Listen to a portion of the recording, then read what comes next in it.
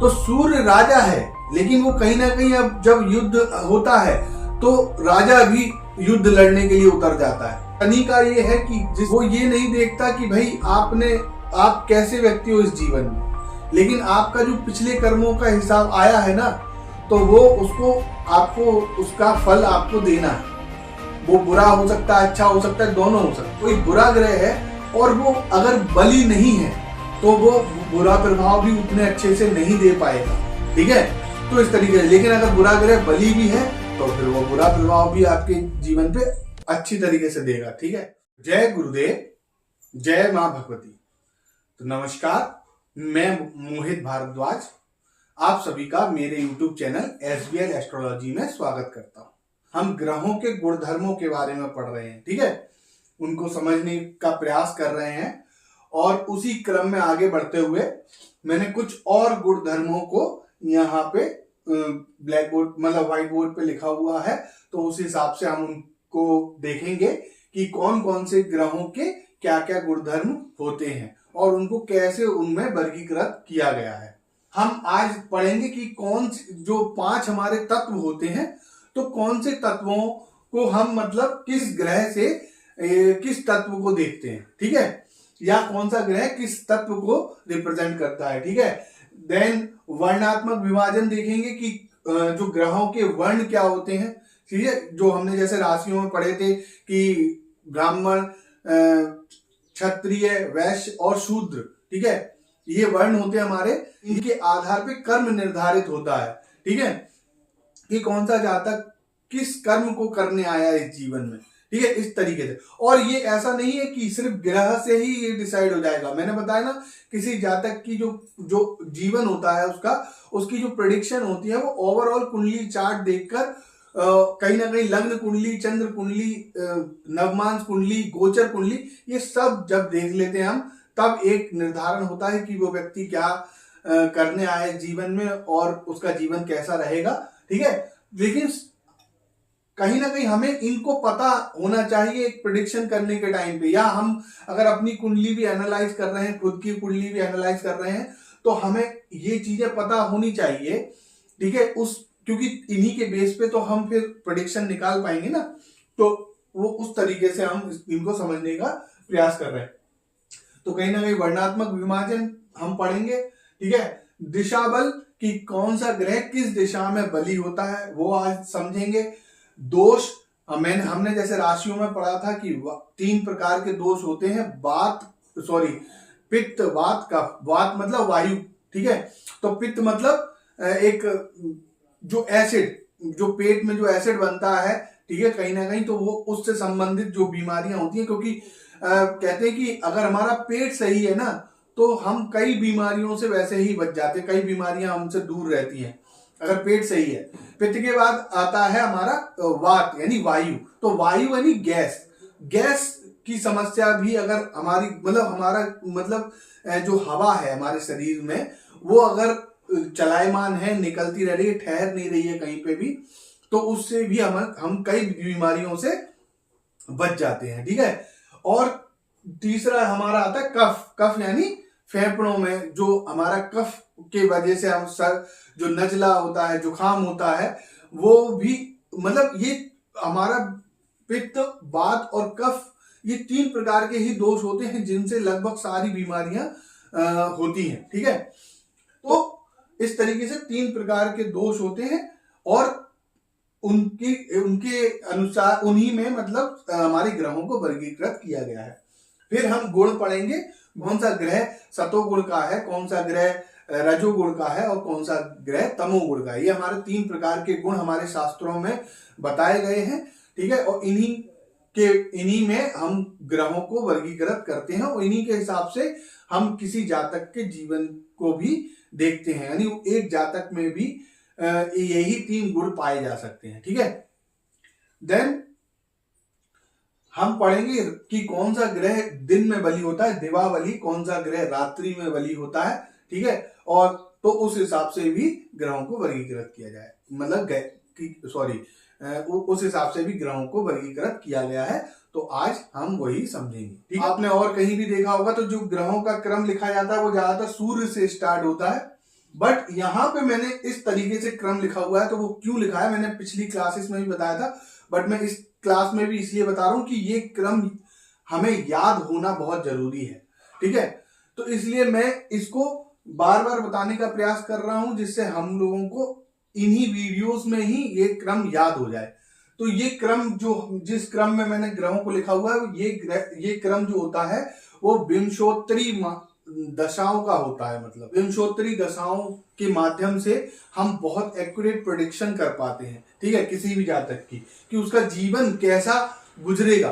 तो सबसे पहली महादशा केतु की आती है, फिर उसके बाद शुक्र की आती है, फिर उसके बाद सूर्य की महादशा आती है, फिर चंद्रमा की महादशा आती है, फिर मंगल की महादशा आती है, फिर राहु की महादशा आती है, फिर गुरु की महादशा आती है, फिर उसके बाद शनि की, और फिर उसके बाद बुध की महादशा आती है।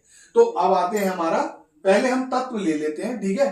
केतु हमारा आकाश तत्व का बताया गया है, देन शुक्र हमारा जल तत्व का बताया गया है, ठीक है। तो शुक्र जो ग्रह है वो जल तत्व का होता है, सूर्य हमारा अग्नि तत्व का होता है, चंद्रमा हमारा फिर से जल तत्व का होता है। तो यानी कहते हैं कि किसी भी प्रकार का द्रव वो चंद्रमा से चंद्रमा से को ही रिप्रेजेंट करता है, ठीक है। तो और किसी भी प्रकार की अग्नि यानी अगर हम सूर्य को अग्नि तत्व का बता रहे हैं तो ये प्राइमरी हो गया एक तरह से, सूर्य अग्नि का प्राइमरी रिप्रेजेंटेटर हो गया एक तरह से, है ना। और चंद्रमा जल का प्राइमरी रिप्रेजेंटेटर हो गया, ठीक है। देन मंगल अग्नि का सेकेंडरी रिप्रेजेंटेटिव हो गया, ठीक है। और देन शुक्र जो है वो जल का सेकेंडरी रिप्रेजेंटेटिव हो गया, ठीक है, एक तरह से, ठीक है। तो शुक्र जल तत्व में आता है, और चंद्रमा भी जल तत्व में, यानी शुक्र और चंद्रमा जल तत्व में आते हैं, और सूर्य और मंगल अग्नि तत्व में आते हैं, ठीक है। इसी तरीके से राहु वायु तत्व में, ठीक है, और शनि वायु तत्व में, ठीक है। तो कहीं ना कहीं हम इसको केतु को भी वायु तत्व में भी ले सकते हैं, यानी आकाश और वायु कहीं ना कहीं, क्योंकि क्या होता है कि जो केतु है ना उसमें गुरु का भी मतलब वो चीजें देखी जाती हैं, ठीक है, और शनि की भी चीजें देखी जाती हैं, ठीक है। क्योंकि कहते हैं कि जो हमारा केतु ग्रह है और राहु ग्रह है ये शनि के चेले माने जाते हैं, ठीक है। और वैसे तो हमने शास्त्रों में जाना है कि हमारे शास्त्रों में राहु और केतु एक ही शरीर है, जो कि एक राक्षस का शरीर है, ठीक है। तो कहीं ना कहीं जैसा राहु का गुण होगा वैसा ही केतु का होगा, बट केतु के पास सर नहीं है, केतु ओनली शरीर है। तो केतु सोचता समझता नहीं है, ठीक है। कहीं ना कहीं वो एक तरह से कैसे चलता, हाँ या ना, ठीक है, ऐसे अगर वो अच्छा है तो अच्छा है, बुरा है तो बुरा है। तो कहीं ना कहीं इसको हम अच्छा और बुरा दोनों में लेते हैं। तो अगर इधर देखा जाए, ग्रहों में देखा जाए, तो जो गुरु है वो गुरु सबसे शुभ ग्रह माना जाता है, ठीक है। गुरु की ग्रहों में शुभता के मामले में गुरु सबसे ज्यादा है, और अशुभता में अगर देखा जाए तो वो शनि सबसे ज्यादा है, ठीक है। तो गुरु कहीं ना कहीं सबसे ज्यादा शुभ है, और शनि जो है वो सबसे ज्यादा अशुभ है, ठीक है, इस तरीके से। तो कहीं ना कहीं जो केतु है ना, तो जब हाँ या ना, जैसे मैंने बताया कि मतलब इफ यस और नो, ठीक है। तो अगर वो यस यानी अगर वो अच्छा है तो वो गुरु की तरह कार्य करेगा, और जब अगर वो बुरा है तो वो शनि की तरह कार्य करेगा। तो इस तरीके से हम समझ सकते हैं कि केतु कहीं ना कहीं आकाश तत्व और वायु तत्व दोनों को रिप्रेजेंट करता है, ठीक है। और जो राहु है वो प्योर शनि है, शनि का चेला, मतलब शनि की तरह ही रहता है, यानी जैसा शनि है, शनि का वो चेला है, ठीक है। तो शनि से 2 कदम आगे राहु है, इस तरीके से मान के चलिए, ठीक है। तो राहु और शनि दोनों वायु तत्व के हो गए, ठीक है। और गुरु भी आकाश तत्व का हो गया, और केतु भी आकाश और वायु दोनों ले सकते हैं, ठीक है। देन बुध, बुध हमारा पृथ्वी तत्व में आता है। ठीक है, तो इस तरीके से हमने तत्वों की बात करी। अब हम वर्णात्मक विभाजन ले लेते हैं। तो वर्णात्मक विभाजन में केतु और राहु को वर्णों में विभाजित नहीं किया गया, क्योंकि ये छाया ग्रह हैं। देन शुक्र, शुक्र हमारा देखो, शुक्र और गुरु, शुक्र जो शुक्राचार्य थे वो भी गुरु हैं। ठीक है, और गुरु तो गुरु है ही, तो शुक्र भी आपका ब्राह्मण की कैटेगरी में आ गए। ठीक है, और गुरु भी ब्राह्मण की कैटेगरी में आ गए। ठीक है, तो इनका जो काम क्या था, इनका शुक्राचार्य ने राक्षसों को ज्ञान दिया, बट काम क्या था, ज्ञान देना, एक राह दिखाना। ठीक है, तो वो गुरु का एक काम होता है राह दिखाना। ठीक है, राह मतलब एडवाइस करना। ठीक है, तो वो कहीं ना कहीं शुक्र का भी काम है और गुरु का भी काम है। तो दोनों ब्राह्मण वर्ण में आते हैं, शुक्र और गुरु। तो गुरु और शुक्र दोनों ब्राह्मण में आते हैं। ठीक है, फिर सूर्य और मंगल, तो सूर्य राजा है, लेकिन वो कहीं ना कहीं अब जब युद्ध होता है तो राजा भी युद्ध लड़ने के लिए उतर जाता है।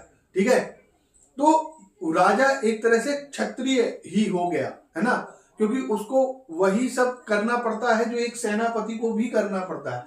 तो कहीं ना कहीं क्षत्रिय गुण उनमें आता है। ठीक है, लड़ झगड़ के ही अपना राजपाट चलाना पड़ता है। ठीक है, तो वो हो गया कि सूर्य और मंगल जो है हमारे क्षत्रिय वर्ण में आ जाते हैं। फिर चंद्रमा और बुध, चंद्रमा और बुध हमारे वैश्य वर्ण में आते हैं। ये सौम्य ग्रह है, इनका काम वो है कि मतलब वैश्य का क्या है, वो तो व्यापार करने के लिए आया है भाई। ठीक है, उसको लड़ाई झगड़े से मतलब नहीं है, उसको अपना काम करना, अपना जीवन यापन चलाना है, और जिसके लिए उसको जो करना पड़ता है वो करता है। ठीक है, तो इस तरीके से चंद्रमा और बुध जो है वो वैश्य कैटेगरी में आ गए हमारे। और शनि हमारा जो है वो शूद्र कैटेगरी में आ गए। शूद्र इन द सेंस कि आपको मतलब शूद्र क्या होता है कि वो दिमाग नहीं लड़ाता है कहीं ना कहीं, मतलब उसको जो काम दे दिया उसको वो करना है। ठीक है, तो वही है शनि। शनि को हम पाप ग्रह भी क्यों कहते हैं, क्योंकि शनि का ये है कि जिसके कर्मों को का जैसे हिसाब उसके पास आया है, ठीक है, वो उसको देना है। वो ये नहीं देखता कि भाई आप कैसे व्यक्ति हो इस जीवन में, लेकिन आपका जो पिछले कर्मों का हिसाब आया है ना, तो वो आपको उसका फल आपको देना है। वो बुरा हो सकता है, अच्छा हो सकता है, दोनों हो सकते हैं। ठीक है, तो ये इस तरीके से, तो शूद्र का काम क्या होता है कि भाई जो आपको काम दे दिया उसमें दिमाग नहीं लड़ाना है, वो एज इट इज वैसा कर देना है। लेकिन कहीं ना कहीं क्षत्रिय जो क्या होते हैं वो अपना दिमाग यूज करते हैं। ठीक है, और फिर वो चीजों को एनालाइज करते हैं और फिर वो काम करते हैं। ठीक है, तो इस तरीके से हम जो वर्णात्मक विभाजन है ग्रहों का वो करते हैं। ठीक है, फिर हम ले लेते हैं दिशा बल कि कौन सा ग्रह किस दिशा में बली होता है। ठीक है, तो ये सिर्फ याद करने की चीजें हैं, मतलब ये दिमाग में रखने की चीजें हैं कि कौन सा, जो हम जब एक प्रेडिक्शन करेंगे तो हमें पता रहेगा कि कौन सा जो ग्रह है वो किस दिशा में बली होता है। तो अगर वो बली है, मतलब बली का मतलब हो गया कि अगर वो अच्छा है तो वो उसमें बल भी है, तो वो अच्छे प्रभाव देने के लिए काबिल भी है। ठीक है, और अगर कोई बुरा ग्रह है और वो अगर बली नहीं है तो वो बुरा प्रभाव भी उतने अच्छे से नहीं दे पाएगा। ठीक है, तो इस तरीके से, लेकिन अगर बुरा ग्रह बली भी है तो फिर वो बुरा प्रभाव भी आपके जीवन पे अच्छी तरीके से देगा। ठीक है, केतु जो है वो हमारा पूर्व में बली होता है, शुक्र हमारा उत्तर। लेकिन हम इसको ऐसे ले लें, क्योंकि अगर मैंने टेबल में जरूर लिखा है, लेकिन हम अगर एक साथ उसको याद रखने का कोशिश करेंगे तो जल्दी से याद होगा। तो हमारे जैसे शुक्र है और चंद्रमा है ना, तो शुक्र और चंद्रमा हमारे उत्तर में बली होते हैं। ठीक है, और सूर्य मंगल और राहु कहते हैं ना, चलो वो आगे पढ़ेंगे, अभी मैं कह दूंगा तो आपको वो चार्ट मैंने यहाँ पे बता नहीं रखा तो समझ में नहीं आएगा। लेकिन अगर मैं ऐसे बता के चलूं कि मान लीजिए कि यहाँ पे ऐसे चार्ट बनता है ना, ये चार्ट बनता है, तो यहाँ पे पूरब दिशा होती है, यहाँ पे दक्षिण दिशा होती है, यहाँ पे पश्चिम दिशा होती है, यहाँ पे उत्तर दिशा होती है, ठीक है। तो यहाँ पे जो हमारा चार्ट बनता है जब, तो 10वां ग्रह इस साइड में होता है, ठीक है, 10वां ग्रह इस साइड में, तो वो दक्षिण में हो गया। तो ये कहते हैं राहु 10 में दुनिया बस में, ये बहुत उसमें हमारे सोशल मीडिया में अभी प्रचलित हो रखा है, ठीक है, वायरल हो रखा है कि राहु 10 में दुनिया बस में। ऐसा बहुत सारे जातकों के साथ होता भी है और बहुत सारे जातकों के साथ नहीं भी होता है। इसकी कंडीशन मैंने वही बताई कि ना, कि पूरी ओवरऑल जब कुंडली चार्ट देखते हैं तब वो उसका एक ओवरऑल प्रेडिक्शन हमें मिलता है, ठीक है। लेकिन हाँ, ये बात है कि राहु दक्षिण दिशा में बली होता है, इसलिए 10वें हाउस में आपका जो सूर्य है, ठीक है, सूर्य है, मंगल है और राहु है, ये बली होते हैं 10th हाउस में। कुंडली चार्ट के 10th हाउस में जो हमारा सूर्य है, वो सूर्य है, मंगल है और राहु है, ये बली होते हैं, ठीक है। देन ये हमारा पूर्व, और हमारा जो केतु है, गुरु है और बुध है। केतु, गुरु, बुध ये फर्स्ट हाउस में भी बली होते हैं एक तरह से, ठीक है, फर्स्ट हाउस में ये बली होते हैं। अच्छा प्रेडिक्शन आता है इनका, मतलब अच्छे प्रभाव आते हैं। केतु अगर फर्स्ट हाउस में है तो अच्छे प्रभाव आते हैं, ठीक है। और वहीं अगर राहु फर्स्ट हाउस में है और केतु 7th में है तो ये अच्छा नहीं माना जाता, ठीक है। तो इस तरीके से तो केतु और हमारा गुरु और बुध, ये अगर हमारे फर्स्ट हाउस में पूरब दिशा में होते तो ये बली होते हैं और अच्छे प्रभाव देते हैं, ठीक है। और कहीं ना कहीं शनि अगर सप्तम में होता है तो ये बली होता है, और अगर ये बुरा प्रभाव देने आया है तो ये बहुत बुरे प्रभाव देता है। तो शनि जो सप्तम में होता है वो अच्छा नहीं माना जाता, लेकिन हाँ, अगर वो उस पर शुभ दृष्टि पड़ रही है, शुभ ग्रहों की अगर उस पर दृष्टि है और अगर वो उच्च अवस्था में बैठा है तो कहीं ना कहीं शनि भी बहुत अच्छे फल दे सकता है, कहीं ना कहीं ये एक राजयोग बन जाता है, ठीक है। तो इस तरीके से देन हाँ, हमारे तो और हमारी अब कौन सी दिशा बच गई, पश्चिम। तो पश्चिम हमारे शनि में होगा, यानी हमारे अगर हम देखा जाए तो जो पूरब दिशा है हमारी, ठीक है, पूरब दिशा है, उसमें केतु, गुरु और बुध ये अच्छे माने गए। अभी मैं अगर इसके बाद में एक चार्ट बना लूंगा, उसमें दिशा बल बता दूंगा, तो उससे क्या होगा कि आपको और अच्छे से समझ में आएगा दिशा बल, ठीक है। अभी मैंने उस तरीके से टेबल के फॉर्म में बता रखा है, लेकिन जब चार्ट में हम देखेंगे इसके बाद ही मैं एक चार्ट बना लूंगा, उसमें मैं बताऊंगा, तो वो और अच्छे से दिशा बल समझ में आएगा, ठीक है। फिर अब हम दोष की बात कर लेते हैं। तो दोष 3 प्रकार के दोष होते हैं, हमने देखा, राशियों में भी पढ़ा। तो जो हमारा केतु होता है वो वात और पित्त, ठीक है, वात और पित्त दोनों दोषों को रिप्रेजेंट करता है, ठीक है। वात माने वायु दोष और पित्त दोष, ये दोनों तरह के दोषों को रिप्रेजेंट करता है केतु, ठीक है। या कहें कि जो वात और पित्त के दोष होते हैं वो कहीं ना कहीं केतु के प्रभाव में आते हैं, ठीक है। शुक्र के प्रभाव से कफ और वात दोनों प्रकार के दोष आ सकते हैं, ठीक है। किसी जातक की, मतलब किसी जातक के शरीर में कफ और वात दोनों प्रकार के दोष आ सकते हैं शुक्र के प्रभाव से, ठीक है। सूर्य के प्रभाव से पित्त दोष देखा जाता है, चंद्रमा के प्रभाव से कफ दोष देखा जाता है, ठीक है। मंगल के प्रभाव से पित्त दोष देखा जाता है, ठीक है। देन राहु के प्रभाव से वात और पित्त, यानी देखो राहु और केतु कहीं ना कहीं एक ही शरीर है, ठीक है। तो केतु के प्रभाव से भी वात और पित्त का दोष देखा जाता है और राहु के प्रभाव से भी वात और पित्त दोनों का दोष देखा जाता है, ठीक है। गुरु के प्रभाव से कफ का दोष देखा जाता है, शनि के प्रभाव से वात यानी वायु दोष का देखा जाता है, और बुध के प्रभाव से त्रिदोष, यानी बुध हमारा ऐसा ग्रह है जिसके प्रभाव से तीनों प्रकार के दोष एक किसी जातक के शरीर में देखे जा सकते हैं, ठीक है। अब आ जाता है गुण कि कौन सा ग्रह तमोगुण का है, कौन सा रजोगुण का है और कौन सा सतोगुण का है। ठीक है, तो सूर्य, गुरु और बुध, नहीं सॉरी, सूर्य, चंद्रमा और गुरु, सूर्य, चंद्रमा, गुरु, राजा, रानी और गुरु, ऐसे याद करो, राजा, रानी और गुरु, ये हमारे सतोगुण के होते हैं। ठीक है, सूर्य सतोगुण, चंद्रमा सतोगुण और गुरु सतोगुण।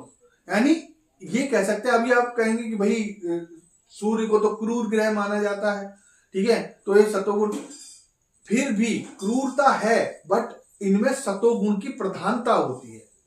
ठीक है, सूर्य में सतोगुण की प्रधानता होती है, उसे गुस्सा भी आएगा तो हो सकता है कि गुस्सा उसे, मतलब वो क्रूर है बट वो क्रूर किसी अच्छे काम के लिए ही हो सकता है। मतलब उसके दिमाग में अगर ये है कि इससे अच्छा रिजल्ट हो सकता है, क्रूरता दिखाने के बाद भी रिजल्ट अच्छे हो सकते हैं, तो वो इस वजह से क्रूर ग्रह भी माना गया है। ठीक है, तो कहीं ना कहीं सतोगुण की प्रधानता होगी। ठीक है, जहां पे तो वो सतोगुण में ही आएगा। तो सूर्य में सतोगुण की प्रधानता होती है, चंद्रमा में सतोगुण की प्रधानता होती है। ठीक है, और गुरु कहीं ना कहीं प्योर सतोगुण का होता है। ठीक है, फिर हमारे जो शुक्र हैं और बुध हैं, शुक्र और बुध रजोगुण की प्रधानता होती है इनमें। यानी शुक्राचार्य हैं, ठीक है, इन्होंने ज्ञान दिया, बट ज्ञान देने के लिए किसको चुना? राक्षसों को। ठीक है, तो कहीं ना कहीं उनको ये नहीं था कि यहाँ पे मतलब राक्षस उस ज्ञान का क्या करेंगे। ठीक है, उनको कहीं ना कहीं ये पता होने के बावजूद भी उन्होंने राक्षसों को चुना। ठीक है, तो ये रजोगुण में आ जाता है। रजोगुण का मतलब होता है कि मैंने पिछली क्लासेस में भी बताया था कि रजोगुण का मतलब है कि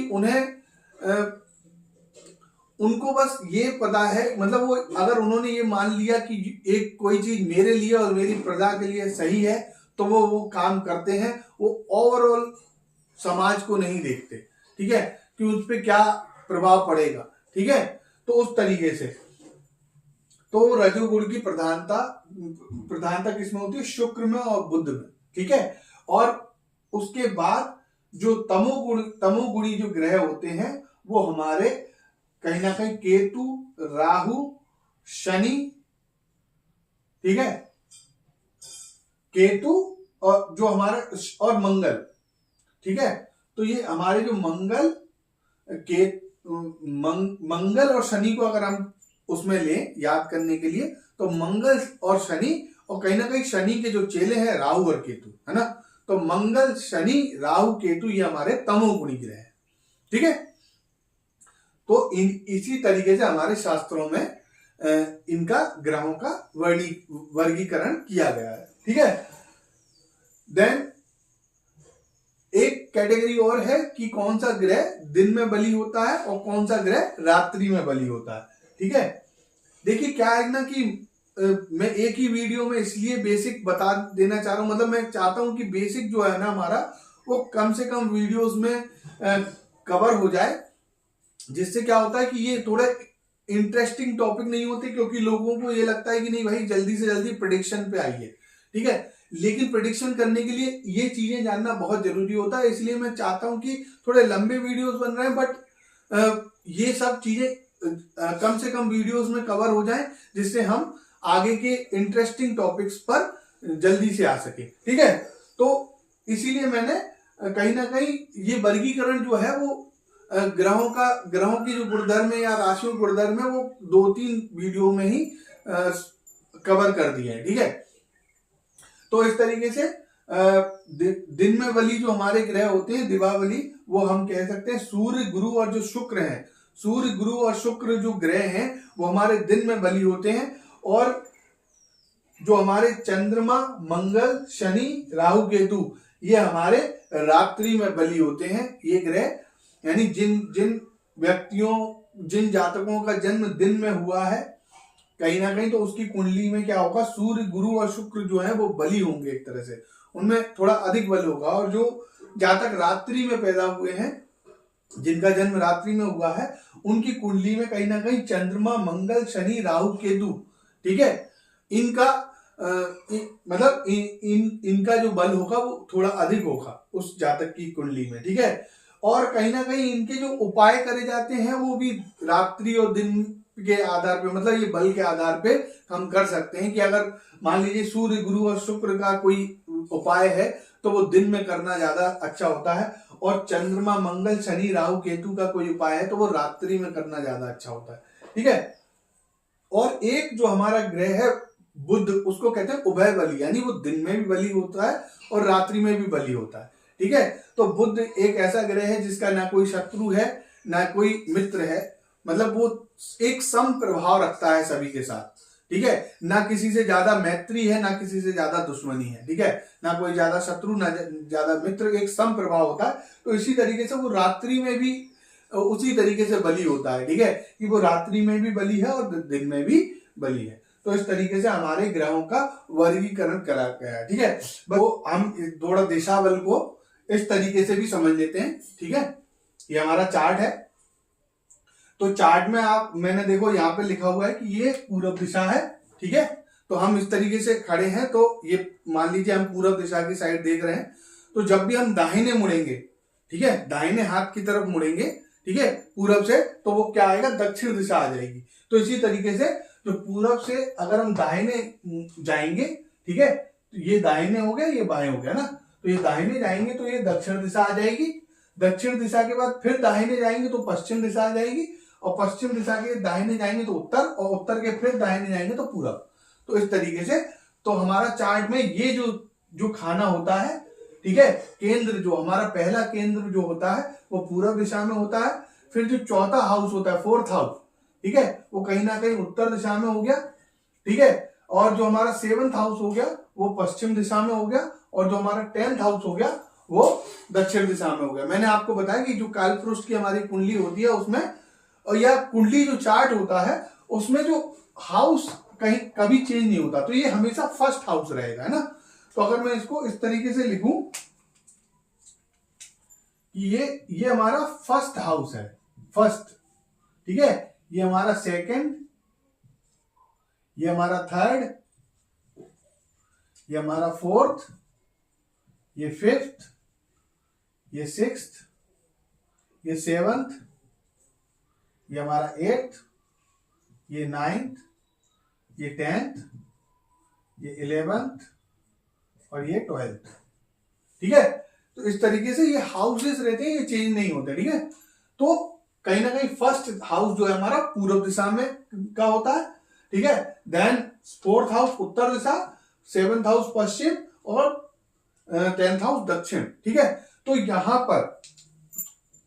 यहां पर हमारे जो ग्रह होंगे, ठीक है, तो यहां पे कौन सा होगा, आपका गुरु, ठीक है, बुध और केतु,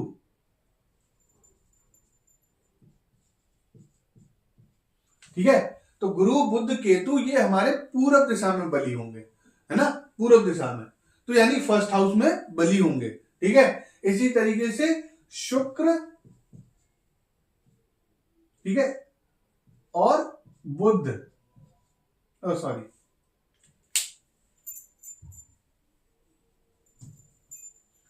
शुक्र और चंद्रमा,